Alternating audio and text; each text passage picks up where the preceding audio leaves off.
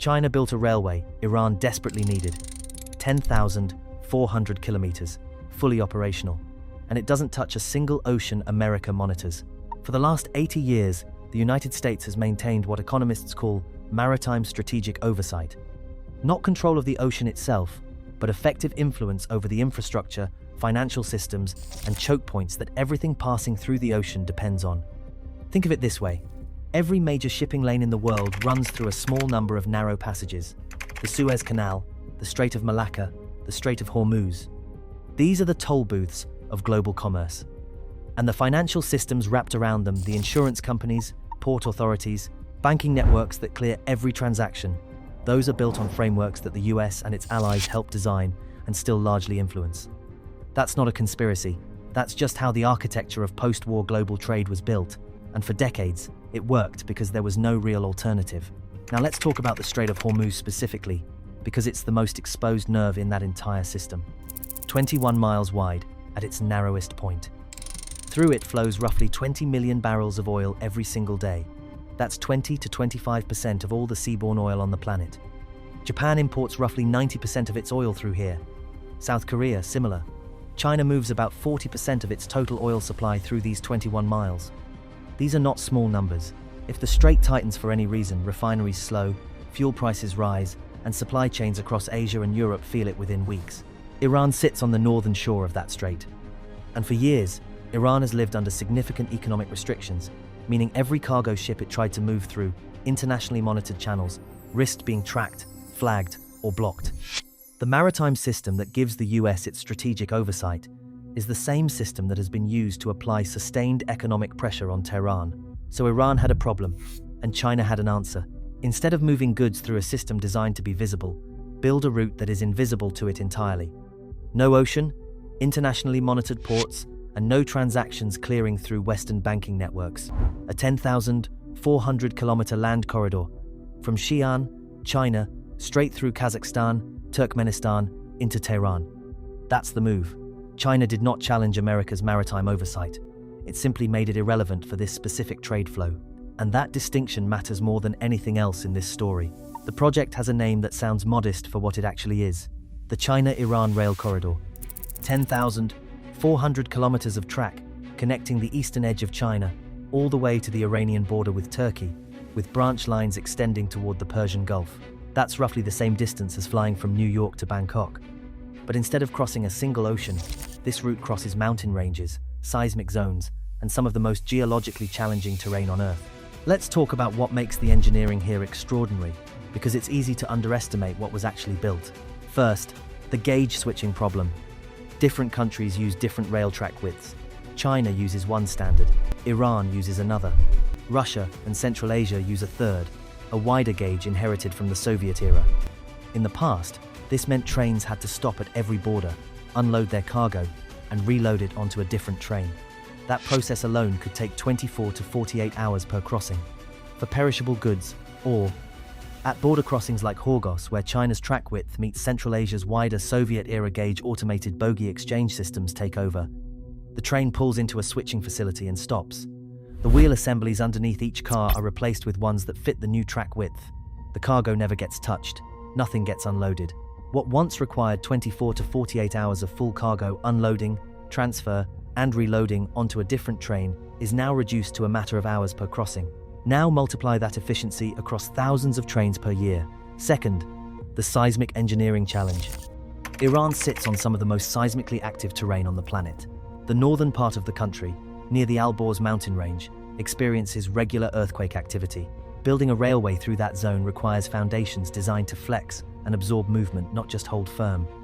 Seismic-resistant engineering runs throughout the corridor, designed specifically for the ground conditions of Iran's active earthquake zones.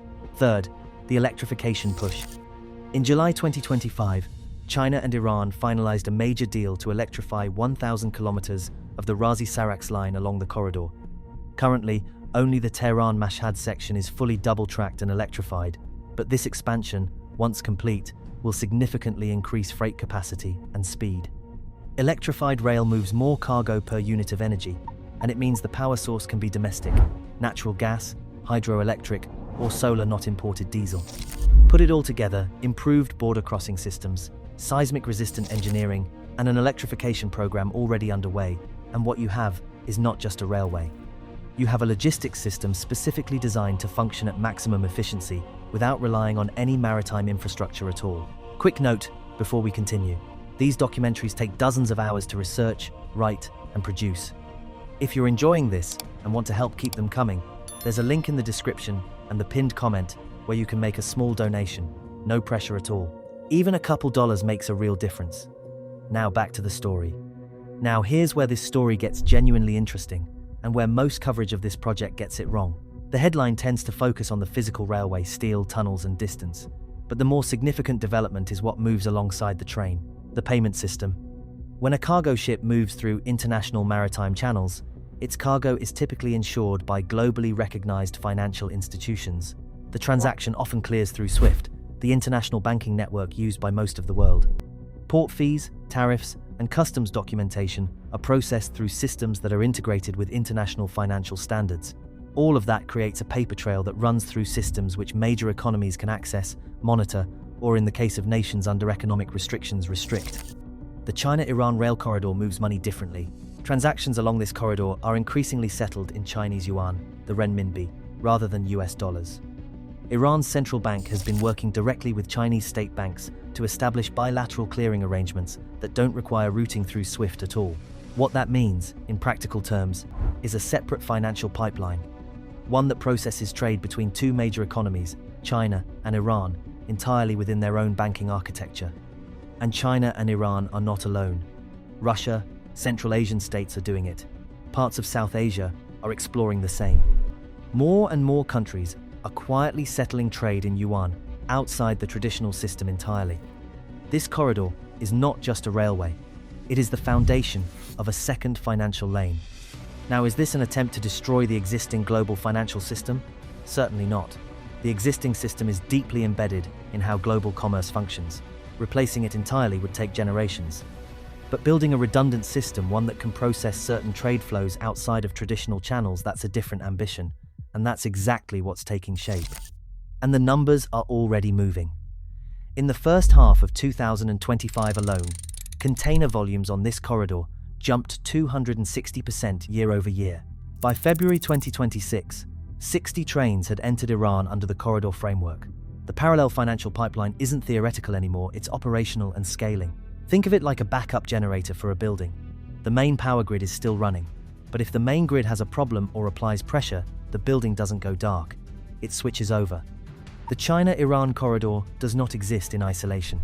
It is one piece of a much larger puzzle, one that China has been quietly assembling for over a decade. The Belt and Road Initiative, China's global infrastructure investment program, has funded or supported rail links, ports, and road networks across 150 countries as of 2025. The Iran corridor is one node in that network. But there's another node that's increasingly relevant: the Arctic. Russia's Northern Sea route cuts the shipping distance from Shanghai to Rotterdam by approximately 25%. Normally, that trip goes south, through the Malacca Strait, across the Indian Ocean, through the Suez Canal, and north through the Mediterranean, covering roughly 20,000 kilometers.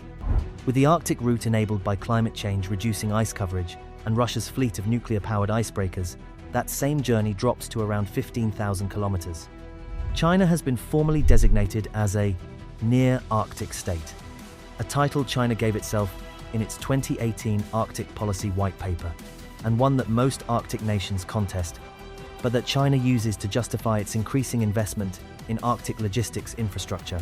Connect the dots: a land corridor through Central Asia and Iran, an Arctic maritime route cutting Europe's supply chain time significantly, multiple bilateral payment systems settling trade outside traditional banking channels, and behind all of it, the Belt and Road Initiative, which has now invested an estimated $1.4 trillion across 150 countries since 2013, with a record $213 billion in new deals signed in 2025 alone.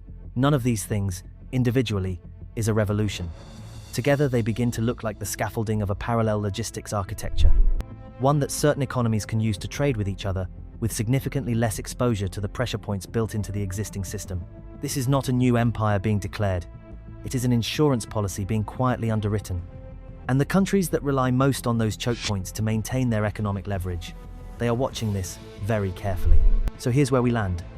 A 10,400-kilometer corridor is now moving cargo between China and Iran through deserts, mountain ranges, and seismic zones, with no open ocean crossings required. The engineering that makes it work is extraordinary. The payment architecture running alongside it is arguably more significant than the track itself.